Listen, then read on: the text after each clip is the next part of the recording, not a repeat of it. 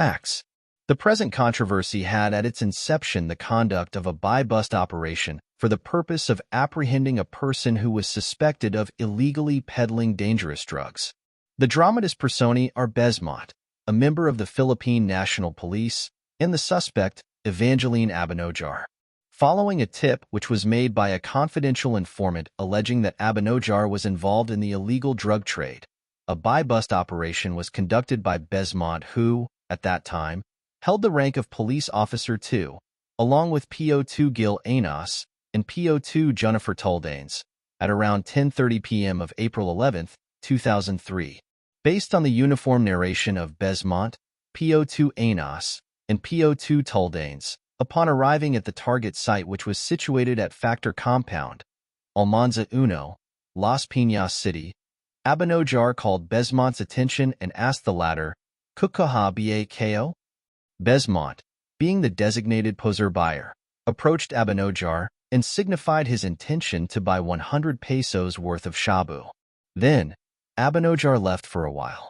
When she returned with a plastic sheet containing shabu, she demanded payment from Besmonte.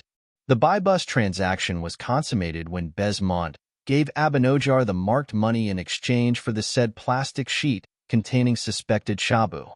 It was at this point that Besmonte held Abanojar's hand and introduced himself as a police officer. However, Abanojar resisted. PO2 Anas and PO2 Tuldanes, as backup members of the buy-bust team, assisted Besmonte by helping to restrain Abanojar. However, Abanojar was still trying to resist them by kicking and uttering vituperative words such as "Putang ina nyo," "Hindi naman kayo mga police," "Mga adik kayo," "Nagpapangap lang kayong mga police." Besmonte claimed that after exerting reasonable force, they successfully arrested Abanojar, who was later charged with violation of Section 5, Article 2 of Republic Act No. 9165, otherwise known as the Comprehensive Dangerous Drug Act of 2002, in violation of Article 151 of the Revised Penal Code, resistance and disobedience to a person in authority or the agents of such person. Diametrically opposing the foregoing account, Abanojar asserted that the police officers tried to extort her and, failing to do so, physically harmed her. Abanojar expounded that at around 9:30 p.m. of April 11, 2003, while she was on her way to the house of a certain Orang, she came across the 3 police officers who were wearing civilian clothes. One of the police officers shouted "Hoy! Hoy!" and asked about her name, residential address, and what was inside her pocket. Abanojar pulled the amount of 700 pesos from her pocket, but did not give the same to the police officers.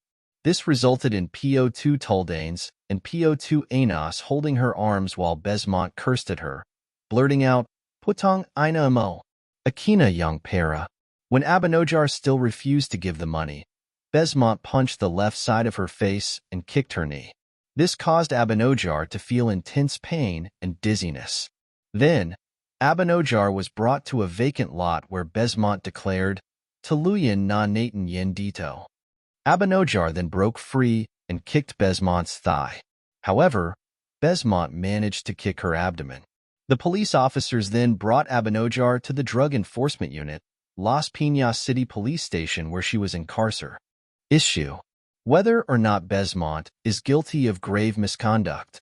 Misconduct is a transgression of some established and definite rule of action, more particularly, unlawful behavior or gross negligence by the public officer.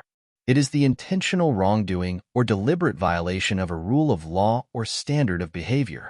In administrative cases, misconduct can be classified as either simple or grave. Simple misconduct has been defined as an unacceptable behavior which transgresses the established rules of conduct for public officers, work-related or not. On the other hand, in grave misconduct, the elements of corruption, clear intent to violate the law, or flagrant disregard of an established rule must be manifest. Corruption as an element of grave misconduct consists in the act of an official or fiduciary person who unlawfully and wrongfully uses his or her station or character to procure some benefit for himself/herself or for another person, contrary to duty and the rights of others.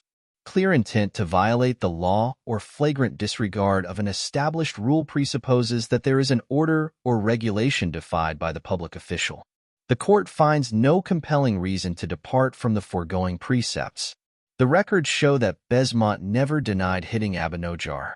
The former merely asserted that he employed reasonable force in apprehending the latter. However, Besmonte failed to explain how the punch to Abenojar's face and the kick to her groin area were reasonable and necessary under the circumstances. Thus, the court is duty-bound to uphold the finding that Besmonte used excessive force against Abenojar. Nevertheless, the court does not agree with the characterization of Besmonte's transgression as gross misconduct. He is guilty only of simple misconduct.